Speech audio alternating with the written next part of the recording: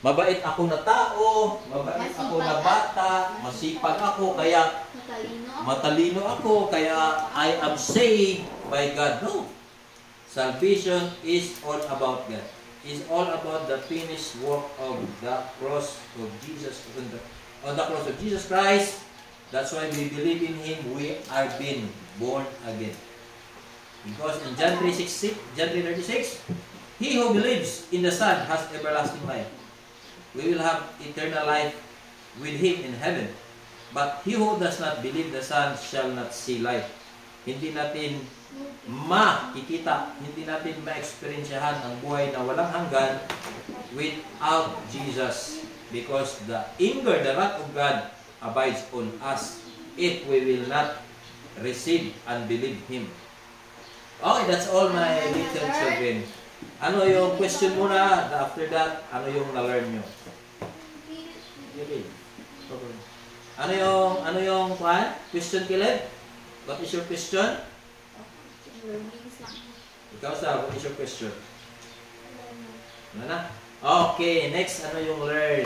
Sino una? Okay, sa Tracy. What you learn na Tracy? About, pwede may verse din. Okay. I learned that ang verse ko nakuha about sin is Romans chapter 3 verse 23 to 24. Very good. Sige, Tracy. It's the meaning of God's righteousness upward. Sige, Tracy. Okay. For all have sinned and fall short of the glory of God. So the meaning, for lahat man, makasin man tayo. Hindi man isa lang makasin, pa tayo lahat, kahit for all have sinned and fall short. Lahat tayo ang may sin, hindi lang isa. Lahat tayo nagkasala. And are justified by His grace as a gift. Yung grace ni Jesus, yung grace ni Jesus, yan talaga yung gift ni Jesus sa atin. Hindi yung gold, silver, not diamond, but yung grace niya, yung mga gift niya na gusto niya ibigay sa atin, life, eternal life, forgiveness. Through the redemption that is in Christ Jesus. Redemption is buying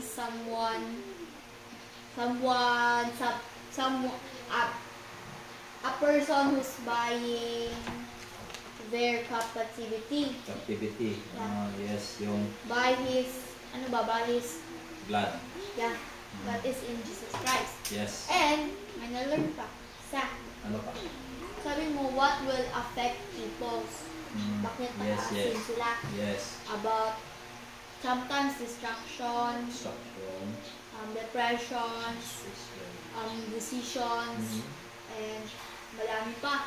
But yung mga decisions nila, example, yung decision ng ibang tao, na gusto nila, mag-inom sila, and after, always Sunday lang sila mag-church. Like, pag alis niya, kay Jesus siya, but sa Monday, dili na.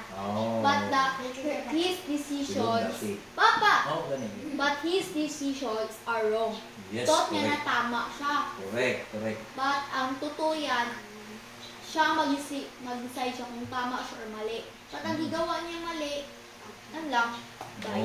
Very good. Palakpakan natin sa Tracy because thank you Jesus sa wisdom, Lord Jesus. I pass it to Zon. Ikaw? Sige. Basahin natin. Ito yung to the pure, all things are pure. But to the defiled and unbelieving, nothing is pure. But both their minds and their conscience undefiled. Very good. And their conscience are defiled. Very good. Ikaw natin sa para mag-close na tayo ng ating devotional. I want to wash this down. Hindi na, upo ka na lang para Closing. Pa ako closing prayer. Sige. Sabi ko na sa'yo. Sige na, isabi mo dito lahat kasi nga, Yan, Lord. later na yan. Hindi, dapat isulat, isabi mo lang yung kuan, yung initial muna na findings mo, wag lahat. Mamaya na naman eh. Let's go. May sabi, matulog na ako. Talaga ko, mag-pray ako. Pray na ako. Magligo pa ta. Mag-pray, magligo. Tingnan mo, rasan sa... Magligo tapos mag... TV. Hindi, mag-Bible study. Sige na. Sige. Sige, sige na. No one can please God, and whoever did not listen to God will have hardness in their heart. God's wrath is not like a normal anger. Enemy is a person who opposes or wants to harm someone else. If we are not in God, saan kaya tayo mapunta? Pag magawa tayo ng sin, parang akala niyo, like sabi nga Rasul, Sunday, alam mo, like yung sabi mo lang kanina, like parang ikaw na sa pagka Sunday, namin na parang forgive God, pero ang question, sincere ba yun? Oo, yan. Maganda yun. Ang question niya. So, malaman mo lang yan siya kung meron bang discipline sa Diyos God o wala. Pag tomorrow or later pagkatapos ni Simba, ano sila, magpunta sa mga friends nila, gainom-inom, Ay, yan pa. Papa. Sa enemy in Psalms 18 verse 3, I call upon the Lord who is worthy to be praised, and I am saved from my enemies. So, yung mag-call talaga tayo kay God for forgiveness, for save tayo sa enemies. And if we are not in God, saan kaya tayo magpunta? And sincere ba yan ang pagka-praise ng God? Yes, magandang tanong. Like sa Brazil din, na parang hindi pa happy nila ang mga tao, happy sila kasi nagkasali sila sa birthday. Pero ang question, mahabi ba si God? Yes, that's a good question. Maganda. Tapos pagka tomorrow, nagbaha, tapos ang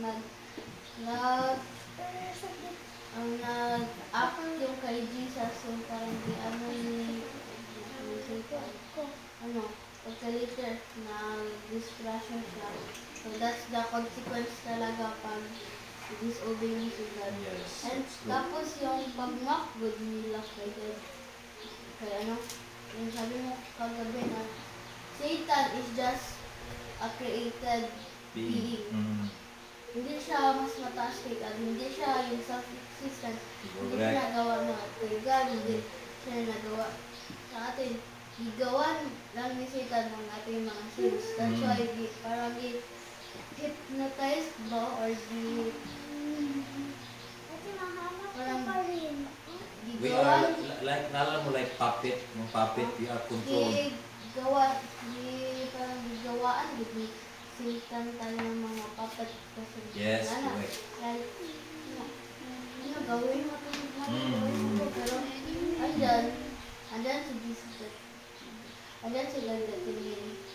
Hinahayaan tayo para parang matest belief.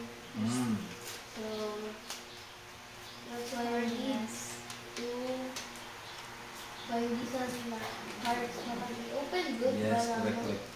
like sa verse ba yun? And pag diba sabi ko, if we are not in God, saan kaya tayo napunta? Hell. Yeah.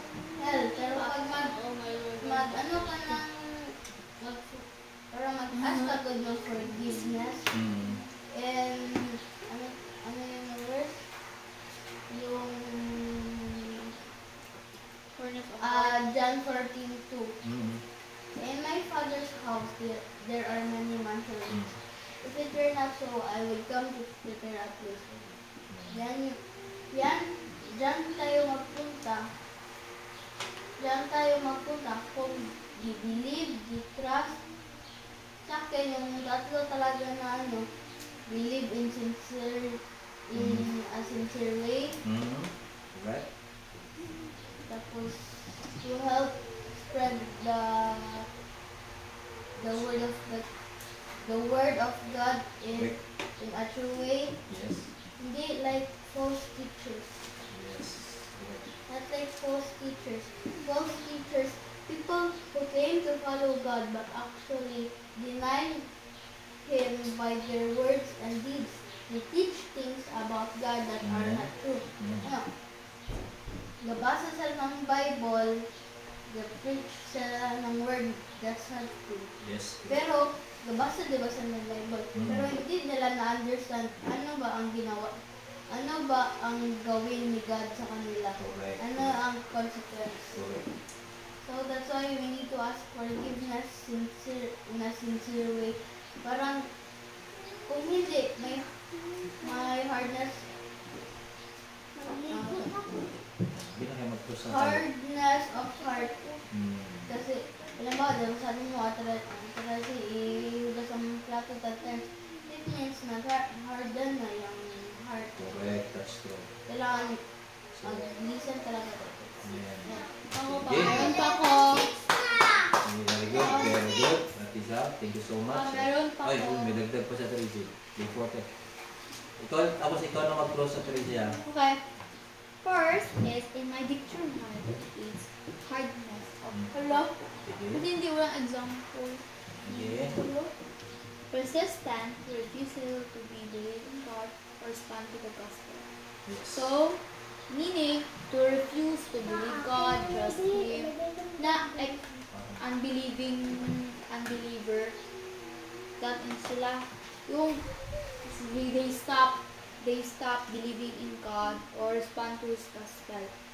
Example, si Caleb, natawagan mo siya na clean your room, like 20 times na hindi siya nagalisan because he stopped listening. Oh, that's not good. But if he obey sa kanyang mga parents, it's mean he didn't stop to believe in God and not to stop to respond to His gospel.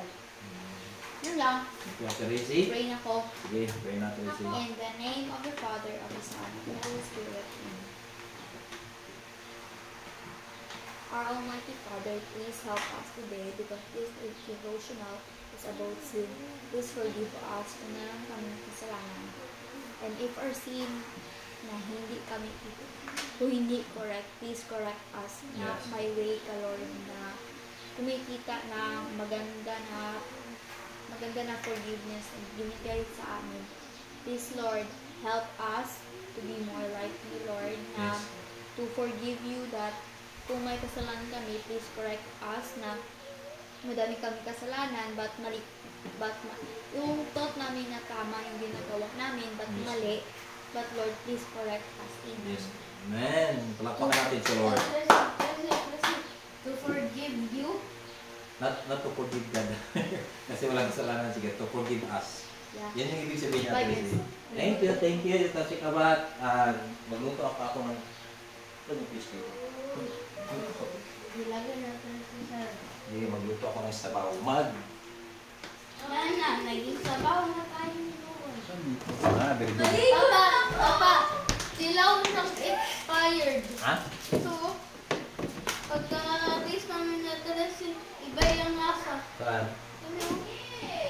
Pwede ba yan? Papa, maligo sa amin, hindi niya yun. Tracy, wait, kulit. Sabay tayo na. Hello! So, i-off na namin, guys. Open mo na yan, ha? Wait lang. Hi, guys. Thank you. 14 Hello.